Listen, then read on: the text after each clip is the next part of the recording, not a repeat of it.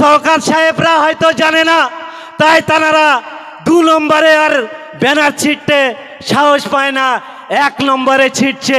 আমি শওকত বাবুদের বলি, ভাঙড়ের 2 নম্বরে যারা নেতৃত্ব দিচ্ছে, এখানে তোমাদের দলের যারা কর্মী আছে তারা জানে যে আমরা জাল থেকে পালাতে পারবো, কিন্তু পুকুর থেকে পালাতে পারবো না, তাই আমাদের সঙ্গে লাগে না। 1 নম্বরে জালটা ছোট, পুকুরটাও ছোট, তাই তোমরা ভয় দেখাচ্ছ। আমরা মনে করি আমরা টোটাল জলকাটটা যখন পুকুরের পাহারা দেব, তোমার মতন শওকত বাবুকে আমরা নিমিষে শেষ করে দিতে পারবো গণতন্ত্র প্রক্রিয়ায়। সাথী বন্ধুগণ, আমি ওদেরকে টিআরটি বাড়াতে চাই না ওদের নাম নিয়ে। আমরা আমাদের রাজনীতি স্থান কোথায় থাকবে, আমাদের দল কি কার্যকলাপ করতে চায়, একে একে আমাদের সমস্ত বক্তারা বক্তব্য রেখেছেন। আমি শুধু বিরোধী দলনেতা হিসাবে পরিচয় দিয়ে বক্তব্য দিতে এসেছি, তাই একটা কথা যদি না বলি আমার অন্যায় হবে। বন্ধুগণ, আমরা কিছুদিন পূর্বে এই আরাবুল সাহেবরা যখন জেলের মধ্যে ছিলেন, তখন এই শওকত বাবুরা ভাঙড় কলেজ ময়দানে দাঁড়িয়ে বলেছিলেন আরাবুল পঞ্চায়েত সমিতির সভাপতি তারা 1,20,00,000 টাকা খেয়ে নিয়েছে, তাই আইন ব্যবস্থার মাধ্যমে তানার জেল হয়েছে। আমি শওকত বাবুকে প্রশ্ন করতে চাই, ভাঙড় 2 নম্বর ব্লকে 10টা অঞ্চলে যে সমস্ত প্রধান আছে তাদের কাছ থেকে আপনি কত % টেন্ডার খাচ্ছেন, এটা জনসমক্ষে আপনি স্পষ্ট করুন। সাথী বন্ধুগণ, পার্সেন্টের হিসাব যেমন করছেন, একটা প্রধানের কাছে এমন ডিমান্ড করছেন, অনেক প্রধানরা আমাদের সঙ্গে বলেও ফেলে, হয়তো নাম বললে তাদের অসুবিধা হবে, তাই আমি হয়তো বলছি না। এই সমস্ত ভাঙড়ের মানুষের উন্নয়ন যারা রুখে রাখছে, যারা স্টেজে দাঁড়িয়ে বলছে যে ওদেরকে কাজ দিবি না, তাদের বিরুদ্ধে আমাদের সংগঠিত হয়ে গণ আন্দোলনের মাধ্যমে আমাদের নিজেদের বুথের কাজ, নিজেদের সংসদের কাজটা আমাদের ছিনিয়ে আনতে হবে। সাথী বন্ধুগণ, যেরকম আমাদের ভাইজান বলছিলেন যে ভাঙড়ের মানুষ তাদের ন্যায্য জমি দিয়েছে, তাদের ন্যায্য জমি দিয়ে একটা কর্মস্থল গড়েছে, সেখানে যদি মাননীয়া ভাঙড়ের নামটাকে উড়িয়ে দেয়, এরকম একটা ভাবে যদি ভাঙড়কে কুলসিত করে, তাহলে ভাঙড়ের মানুষের স্থান কোথায় আসবে? তাই ভাঙড়ের মানুষকে বলবো, আপনারা আমাদের সঙ্গ দেন, বিশেষ করে আমাদের বিধায়কের সঙ্গ দেন।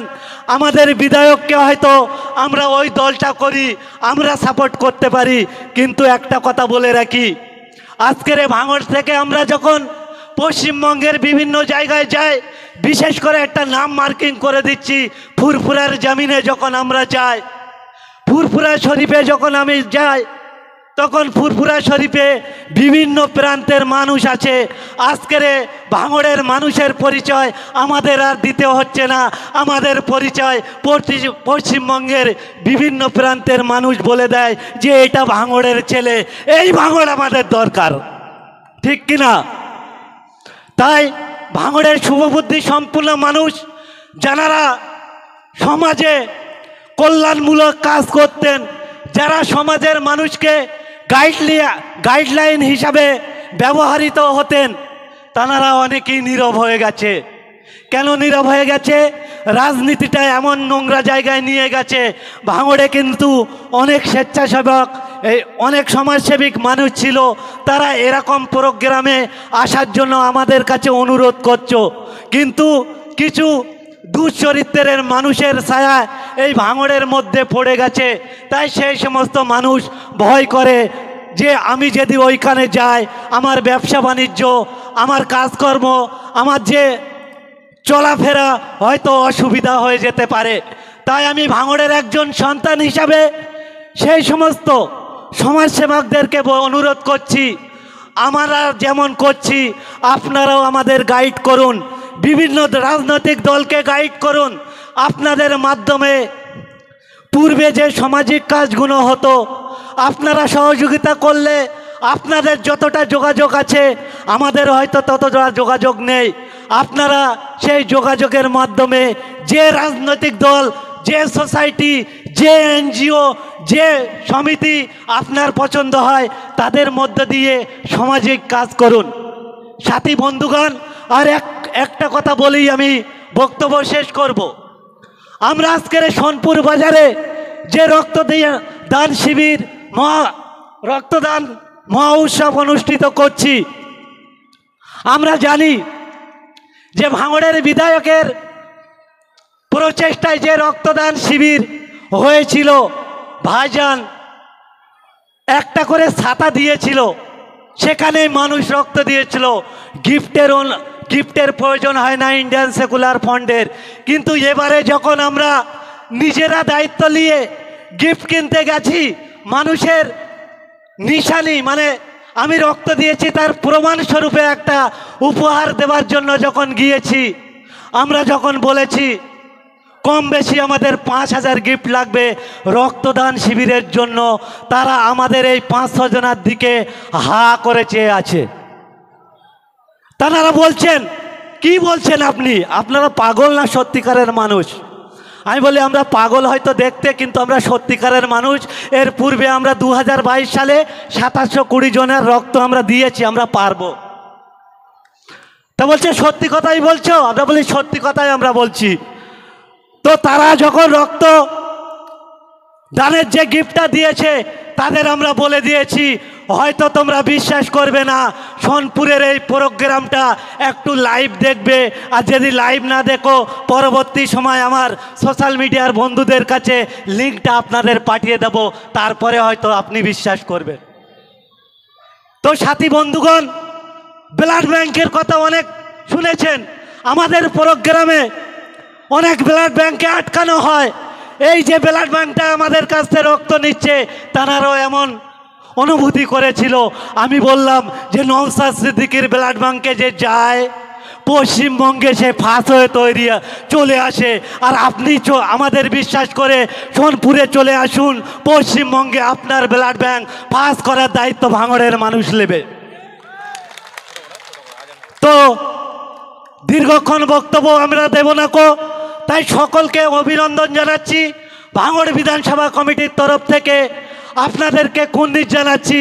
আপনারা যেভাবে সহযোগিতা এবং দুয়া আশীর্বাদ করছেন, আপনারা যদি এইভাবে দুয়া আশীর্বাদ করেন, আপনাদের মাধ্যমে নওশাদ ভাইজান যে টেন্ডেন্সি নিয়ে চলছে সমাজ পরিবর্তন এবং সুস্থ সমাজ, সেই সুস্থ সমাজ এবং সমাজ পরিবর্তন হয় বলে আমরা আশা করছি। এই বলে সকলকে ধন্যবাদ জানিয়ে আমার ছোট্ট বক্তব্য এখানেই শেষ করছি।